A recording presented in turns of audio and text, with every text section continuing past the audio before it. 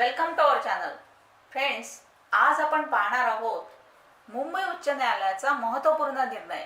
जसे की पतीला दरमहा पोटगी द्या असा पत्नीला आदेश. फ्रेंड्स, व्हिडिओ पूर्ण बघा, लाईक कमेंट शेअर करा आणि सबस्क्राईब करायला अजिबात विसरू नका. तर चला पाहूया आपण काय निर्णय आहे मुंबई उच्च न्यायालयाच्या औरंगाबाद खंडपीठाने.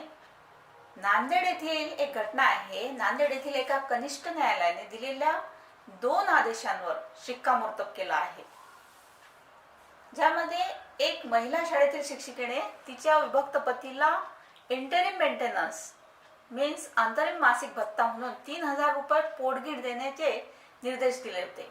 यासोबतच तिच्या शाळेच्या मुख्याध्यापकांना तिच्या दरमहा पगारातून 5000 रुपये कापण्यास सांगितले होते. हे पैसे कोर्टात जमा करण्याचे आदेश देण्यात आले, कारण तिने ऑगस्ट 2017 पासून ठरलेली रक्कम पतीला दिलेली नव्हती.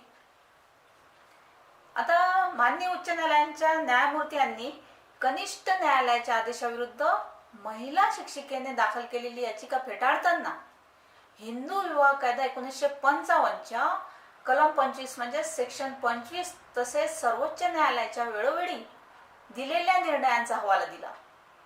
आता कायद्याच्या कलम 25 मध्ये म्हणजेच हिंदू मॅरेज ऍक्ट सेक्शन 25 मध्ये अशी तरतूद आहे की न्यायालय प्रतिवादीला एकूण रक्कम मासिक किंवा ठराविक कालावधीने अर्जदाराला देण्याचे आदेश देऊ शकते. आता महिला शिक्षिकेने ऑगस्ट 2017 मध्ये द्वितीय सहदिवाणी न्यायाधीश वरिष्ठ विभाग नांदेड यांनी दिलेल्या 2 आदेशांना आव्हान देत हायकोर्टात धाव घेतली होती, ज्यामध्ये अंतरिम आदेश पारित करून पतीला मासिक म्हणजेच मेंटेनन्स दर महिन्याला 3000 रुपये पोटगी देण्यास सांगितलं होतं. यानंतर डिसेंबर 2019 मध्ये महिला काम करत असलेल्या शाळेच्या मुख्याध्यापकांना महिलेच्या मासिक पगारातून 5000 रुपये कापून न्यायालयात जमा करण्यास सांगितलं होतं, कारण तिने ऑगस्ट 2017च्या आदेशानंतर आपल्या पतीला पोटगी दिलेली नव्हती.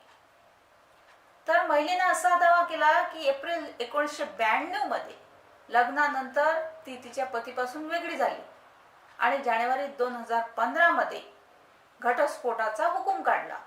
आता त्यानंतर पोटगीचा आदेश पारित झाला आणि तो टिकू शकत नाही.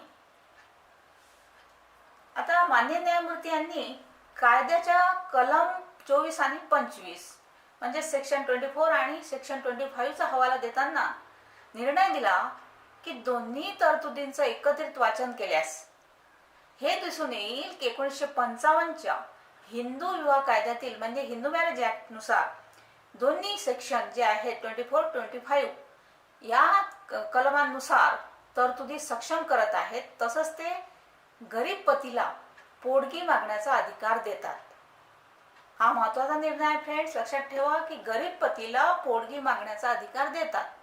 आता 1955च्या कायद्याचे मान्य न्यायमूर्तींनी योग्य रीतीने निरीक्षण केलं आहे आणि कलम 25 मीन्स हिंदू मॅरेज ऍक्टच्या सेक्शन 25 अंतर्गत कार्यवाही प्रलंबित असताना म्हणजेच केस पेंडिंग असताना पतीला इंटेरिम मेंटेनन्स किंवा अंतरिम भरण पोषणाचा अधिकार देण्यात आला.